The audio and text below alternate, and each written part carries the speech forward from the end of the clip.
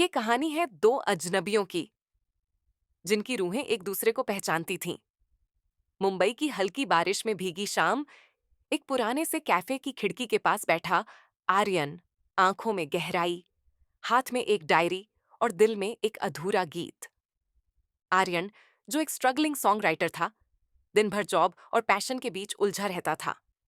और उसी उलझन में हर शुक्रवार शाम वो उसी कैफे में बैठा करता, डायरी में कुछ अधूरी लाइनें लिखने और अपनी जिंदगी के शोर से दूर एक कोना तलाशने।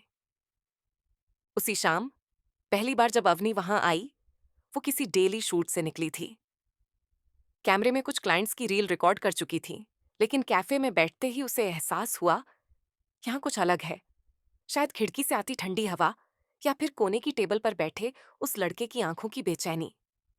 जब आर्यन की नजर पहली बार अवनी से मिली, वो पल जैसे ठहर गया। उसके कानों में जैसे एक धीमा म्यूजिक बजने लगा, उसकी ही धुनों जैसा। लेकिन उस शाम सिर्फ एक हल्की सी नजर मिली थी, कोई बात नहीं। और फिर 2 हफ्ते तक वो नहीं दिखी। तीसरे शुक्रवार को फिर वही चेहरा दिखा। इस बार वो अकेली नहीं थी, शायद किसी क्लाइंट के साथ मीटिंग कर रही थी। लेकिन जब वो उठकर जाने लगी, उसकी नजर दोबारा आर्यन से टकराई। थोड़ी देर ठहरी और फिर एक हल्की सी मुस्कान के साथ गुजर गई। अगले शुक्रवार आर्यन पहले से तैयार था। इस बार वो वहां सिर्फ लिखने नहीं, उसे देखने भी आया था। और किस्मत देखिए, अवनी अकेली आई। ट्राइपॉड लगाया, कैमरा सेट किया और कोने में बैठ गई। आर्यन ने हिम्मत की और पहली बार उसके पास जाकर पूछा, एक्सक्यूज मी, क्या मैं आपके कैमरे के फ्रेम में आ रहा हूं? अवनी ने देखा, मुस्कुराई, नहीं, लेकिन आ सकते हो, अगर चाहो तो। यहीं से शुरू हुई वो दोस्ती, जो हर शुक्रवार कैफे में कॉफी, कैमरा और क्रिएटिविटी में बदलने लगी। धीरे धीरे आर्यन और अवनी की मुलाकातें सिर्फ कैफे तक सीमित नहीं रहीं। उन्होंने एक इंस्टाग्राम सीरीज शुरू की, कॉफी एंड चॉर्ड्स, जिसमें आर्यन अपनी धुनें बजाता और अवनी उसे शूट करती। फॉलोअर्स बढ़ने लगे, लेकिन उससे ज्यादा बढ़ी उनकी एक दूसरे की ओर खिंचाव। एक शाम जब सूरज समंदर में डूब रहा था, दोनों मरीन ड्राइव पर शूट के बाद बैठ गए। चलते चलते अवनी ने उसकी उंगलियां थाम ली और फिर एकदम से रुक गई। उसने धीमी आवाज में कहा, कभी कभी कुछ लोग बस अपना सा लगते हैं, बिना कुछ कहे। आर्यन ने उसे देखा, कुछ पल बिना बोले, और फिर उसका चेहरा अपनी हथेलियों में भर लिया। उसने अपनी आंखें मूंद लीं और उनके होंठ मिले। एक नर्म, धीमा, बेहद सच्चा पहला चुंबन। ना कोई जल्दबाजी थी, ना कोई शोर, सिर्फ दिलों की धड़कनों का संगीत था। वो पहला किस सिर्फ एक शारीरिक कार्य नहीं था, वो था दो अधूरी रूहों का मिलन।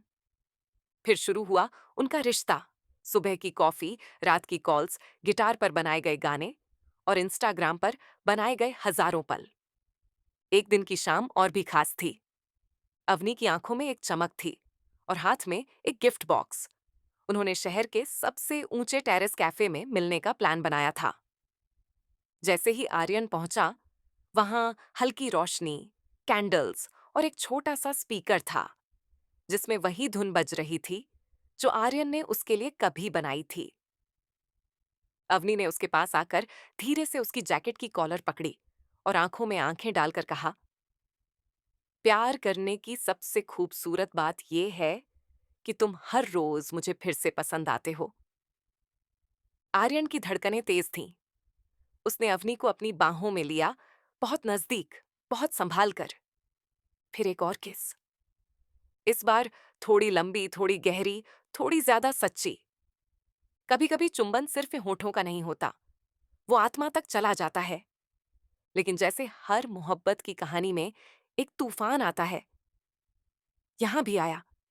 एक पुरानी तस्वीर अवनी की इंटरनेट पर वायरल हो गई, जिसमें वो एक मॉडल के साथ थी। लोगों ने बातों का तूफान खड़ा कर दिया और आर्यन का दिल अंदर ही अंदर टूटने लगा। अवनी सफाई देती रही, कहती रही कि वो प्रोफेशनल शूट था, लेकिन आर्यन का मन डगमगाने लगा। उनके बीच खामोशी आ गई थी। वो वाली जो सबसे ज्यादा शोर करती है। उस तस्वीर के वायरल होने के बाद आर्यन के अंदर कुछ टूट गया था। हालांकि अवनी ने सब कुछ समझाने की कोशिश की। ये 2 साल पुराना प्रोफेशनल शूट है आर्यन, बस इतना ही। लेकिन आर्यन के दिमाग में सवालों का शोर बढ़ता जा रहा था। उनका प्यार अब इंस्टाग्राम पोस्ट की तरह नहीं दिखता था।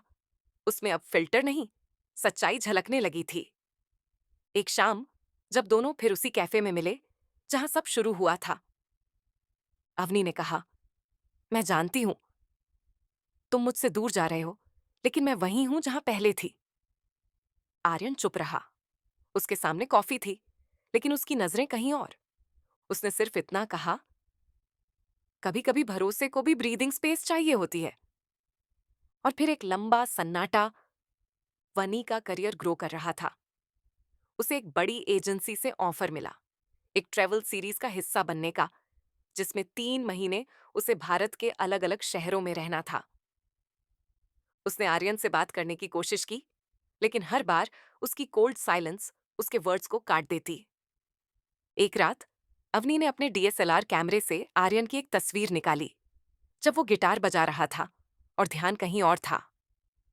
उस तस्वीर को देखकर उसने फोन उठाया और आखिरी बार कॉल किया। मैं जा रही हूं और वापस आऊंगी तो उम्मीद करूंगी कि तुम वहीं रहो जो मुझे अपना सबसे सच्चा वर्जन दिखाता था। फोन कट गया। 3 महीने गुजर गए। आर्यन फिर उसी कैफे में आने लगा, पर अब अकेला। वही कोना, वही डायरी। लेकिन अब लाइनें और अधूरी थीं। एक दिन उसने अपना गिटार निकालकर एक नया गाना शुरू किया। उसकी धुन में तन्हाई थी, लेकिन अल्फाज में इंतजार था। तेरे बिना अधूरा हूं मैं, तेरे साथ ही पूरा था। हर गम में भी था सुकून, जब तू साथ था। 3 महीने बाद एक ईमेल आया। सब्जेक्ट, आपकी गीत के लिए, कश्मीर से। खोले तो अवनी का मेल था। उसमें एक वीडियो था। उसने अपनी ट्रेवल सीरीज के आखिरी एपिसोड में आर्यन का गाना बैकग्राउंड में इस्तेमाल किया था, और नीचे लिखा था, मेरे हर फ्रेम में तुम थे, चाहे तुम स्क्रीन पर ना दिखे। आर्यन ने वीडियो देखा। आखिरी सीन में अवनी बर्फ में खड़ी थी। कैमरा उसकी आंखों पर जूम करता और फिर फेड आउट हो जाता। उस शाम आर्यन भागा। बारिश हो रही थी, लेकिन वो भीगा नहीं। वो स्टेशन पहुंचा और एक टिकट लिया। Kashmir, one way. कश्मीर की वादियां, बर्फ से ढकी पहाड़ियां, और उनमें गूंजता एक नाम, अवनी। आर्यन वहां पहुंचा, कैमरा टीम को ढूंढा, लेकिन कोई नहीं था। फिर उसे वो कैफे दिखा, लकड़ी की पुरानी सी जगह।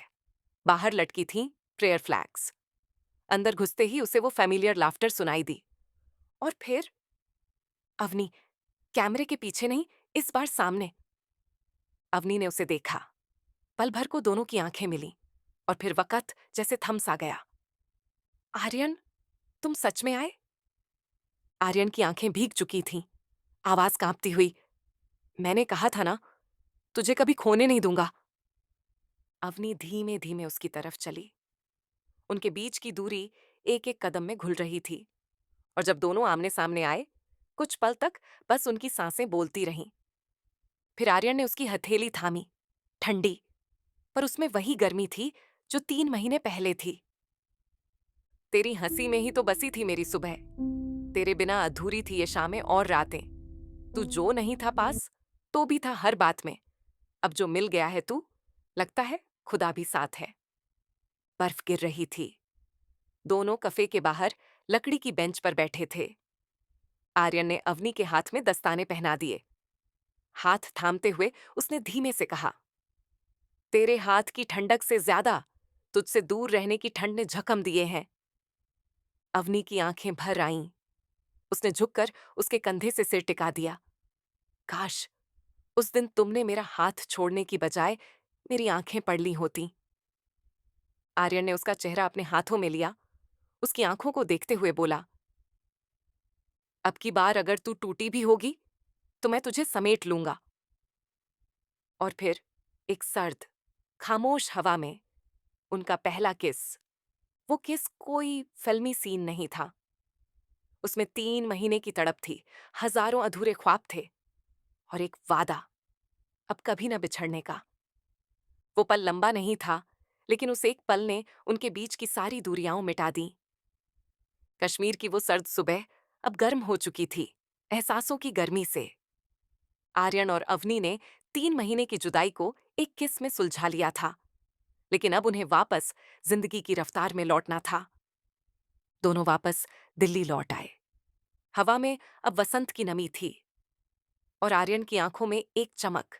उसने अपनी ड्रीम डायरेक्टर को पा लिया था। आर्यन और अवनी एक नई डॉक्यूमेंट्री पर काम कर रहे थे। चाय की चुस्कियां, बैकग्राउंड में चलता लोफाई म्यूजिक और उनके बीच की केमिस्ट्री, जैसे हर फ्रेम में प्यार घुल गया हो। पर असली जिंदगी में सिर्फ प्यार काफी नहीं होता। अवनी को एक बड़ी जर्मन प्रोडक्शन हाउस से ऑफर मिला, 2 साल के लिए बर्लिन में रहने का, एक इंटरनेशनल वेब सीरीज डायरेक्ट करने का। एक गहरी चुप्पी, हाथों में कॉफी, पर होठों पर खामोशी।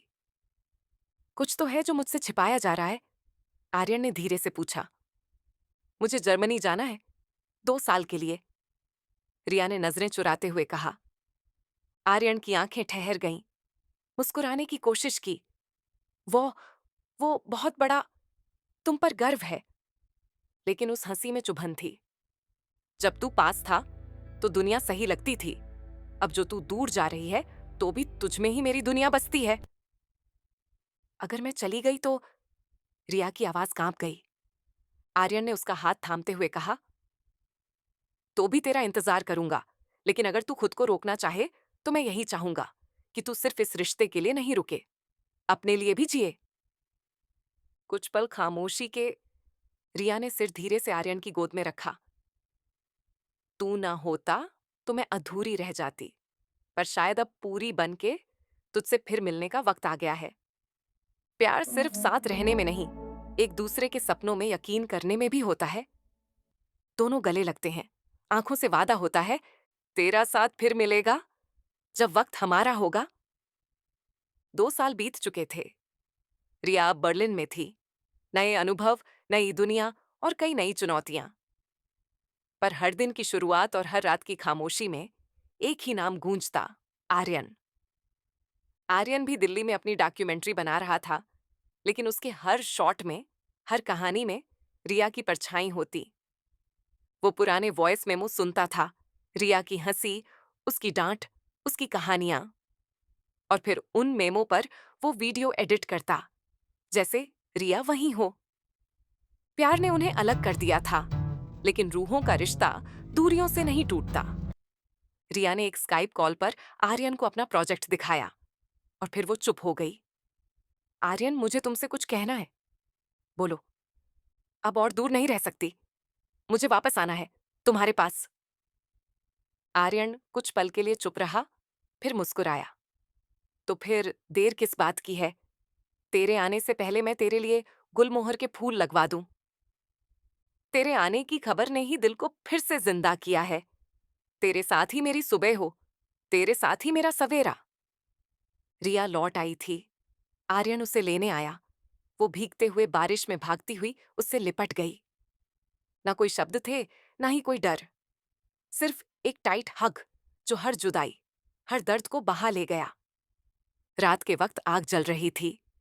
दोनों एक कंबल में लिपटे बैठे थे, चाय के कप और पुराने गानों की धुन। रिया ने कहा, तू अब मेरा घर है आर्यन, और मैं अब कहीं नहीं जाऊंगी। आर्यन ने मुस्कुराकर उसकी आंखों में देखा, और मैं हर सुबह तुझ में जागूंगा। प्यार अधूरा नहीं रहा।